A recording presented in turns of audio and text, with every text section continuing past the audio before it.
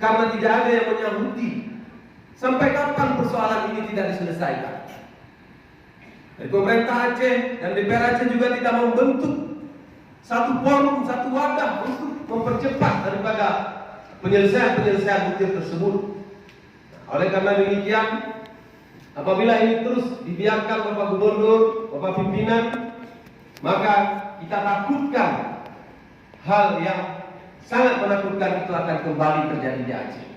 Oleh karena demikian, merawat perdamaian, menjaga perdamaian itu bukan dengan penekanan, tetapi dengan merealisasikan semua bentuk perjanjian. Itulah makna daripada merawat perdamaian.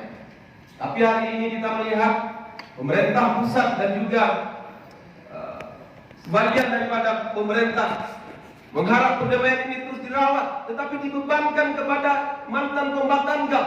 Sementara untuk yang lain, seakan-akan mereka tidak mau tahu tentang perdamaian. Seakan-akan apa yang terjadi hari ini adalah terjadi begitu saja. Tetapi sejarah mencatat bahwa yang terjadi di Aceh hari ini adalah kesepakatan. Dengan adanya kesepakatan, maka adalah hari ini perdamaian.